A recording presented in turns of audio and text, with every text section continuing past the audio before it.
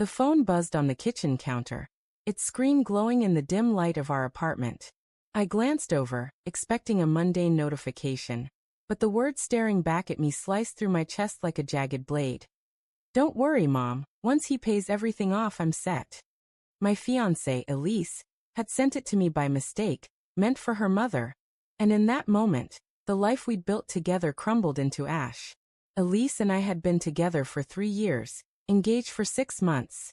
I'd proposed under a sky bursting with stars, her laughter echoing as she said yes.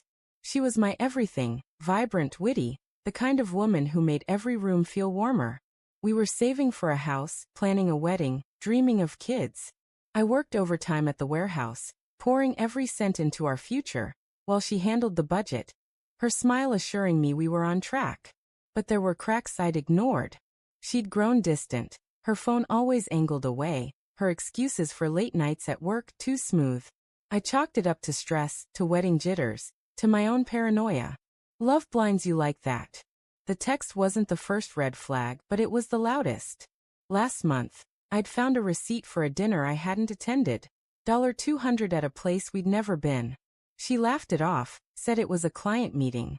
Then there were the hush phone calls, the way she'd slip out of the room when her mom called. I trusted her. God, I trusted her.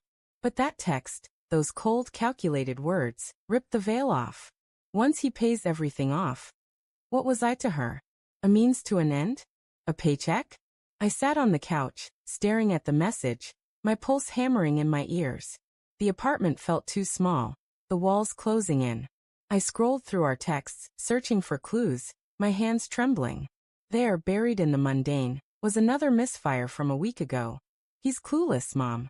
Just a few more months." My stomach churned. I wanted to scream, to throw the phone, but I just sat there, frozen, as the truth sank in. Elise wasn't just cheating, she was using me. She came home an hour later, her heels clicking on the hardwood, her smile as bright as ever. "Hey babe," she said, tossing her purse on the counter. "Rough day." I held up the phone, the screen still glowing with her betrayal. Her face froze, eyes widening, and for the first time, I saw fear in them.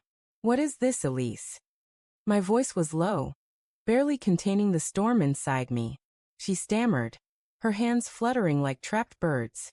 "It's not what you think," she said, but the lie was thin, brittle. I read the text aloud, each word a dagger. "Don't worry, Mom. Once he pays everything off, I'm set." Her silence was deafening, her eyes darting to the floor. "Who is he?"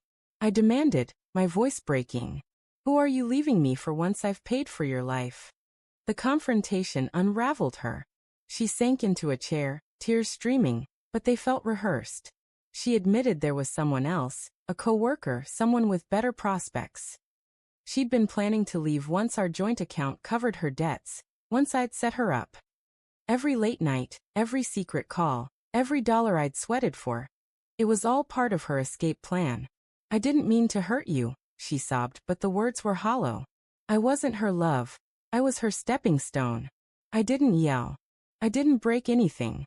I just looked at her, the woman I'd dreamed of growing old with, and felt nothing but a hollow ache. "Get out," I said, my voice steady despite the chaos in my chest. She begged, pleaded, but I was done. I packed her things that night, left them by the door, and changed the locks by morning. The apartment felt empty, but not as empty as my heart. Days later, I found out she'd moved in with him, the coworker. I heard through a friend he'd dumped her within a month, leaving her with nothing but the debts she'd planned to pawn off on me. Karma, maybe, but it didn't soothe the ache. I kept working, kept saving, but now it was for me. I'd build a life without her shadow.